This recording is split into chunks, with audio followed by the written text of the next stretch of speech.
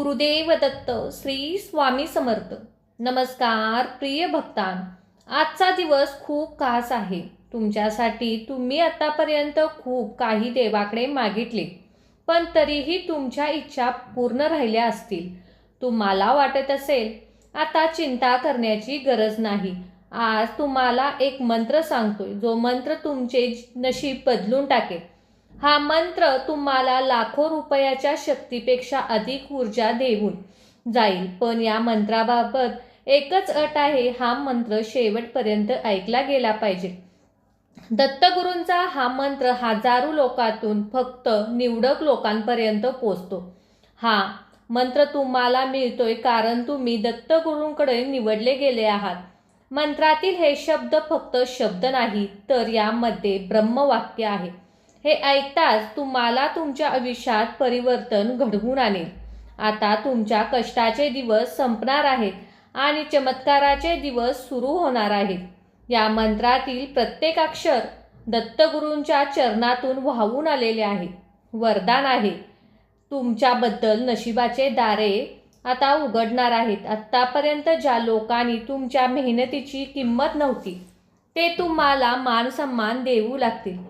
तुमच्यापासून दूर गेलेले लोक तुमच्या जवळ येण्यासाठी तरसतील. गेलेला पैसा कोणत्या ना कोणत्या मार्गाने तुमच्याजवळ परत येईल. या नवीन वर्षातील दुसऱ्या गुरुवारी अचानक धनलाभ होऊ लागेल. तुम्हाला दिलेले प्रेम तुम्हाला परत मिळेल. या सर्व गोष्टी साध्य होण्यासाठी आम्ही हा मंत्र सांगणार आहे. हा मंत्र फक्त शरीराने नाही तर मनाने ऐका, कारण या मंत्रामध्ये लाखो करोडची शक्ती आहे. तुम्हीही असा विचार करता की खरंच दत्तगुरू महाराज आपलं म्हणणं ऐकतात का? आपली प्रार्थना त्यांच्याजवळ पोचते का? तुम्ही एक वेळ हा मंत्र ऐकून तर पहा आणि मग तुम्ही अनुभव घ्या. आमच्यासोबत हा अनुभव शेअर करा.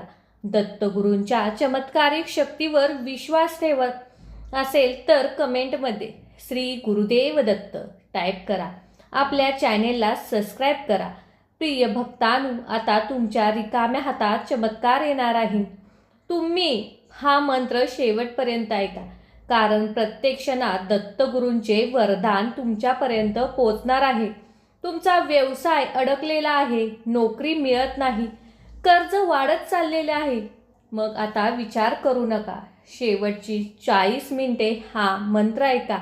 दत्तगुरू महाराज तुमच्या आयुष्याच्या कोऱ्या पानावर तुमचे भविष्य लिहिणार आहेत.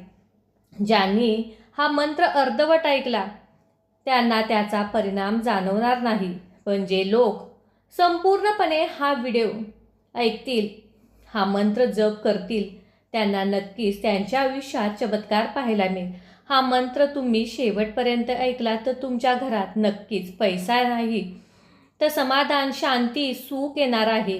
आज दत्तगुरूंच्या कृपेने तुमच्या आयुष्यात चमत्कार घडणार आहे. हा मंत्र म्हणजे साक्षात दत्तगुरू महाराजांचे वरदान आहे. चला तर प्रिय भक्तांनो, या जपाला सुरुवात करूया. ओम नमो गुरु दत्तात्रयाय धनप्रदाय स्वाहा. ओम नमो गुरु दत्तात्रयाय धनप्रदाय स्वाहा. ओम नमो गुरु दत्तात्रयाय धनप्रदाय स्वाहा. ओम नमो गुरु दत्तात्रयाय धनप्रदाय स्वाहा. ओम नमो गुरु दत्तात्रयाय धनप्रदाय स्वाहा. ओम नमो गुरु दत्तात्रयाय धनप्रदाय स्वाहा. ओम नमो गुरु दत्तात्रयाय धनप्रदाय स्वाहा. ओम नमो गुरु दत्तात्रयाय धनप्रदाय स्वाहा. ओम नमो गुरु दत्तात्रयाय धनप्रदाय स्वाहा. ओम नमो गुरु दत्तात्रयाय धनप्रदाय स्वाहा. ओम नमो गुरु दत्तात्रयाय धनप्रदाय स्वाहा. ओम नमो गुरु दत्तात्रयाय धनप्रदाय स्वाहा.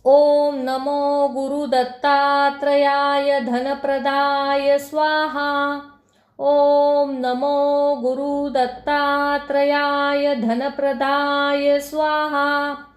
ओम नमो गुरुदत्तात्रयाय धनप्रदाय स्वाहा। ओम नमो गुरुदत्तात्रयाय धनप्रदाय स्वाहा। ओम नमो गुरुदत्तात्रयाय धनप्रदाय स्वाहा।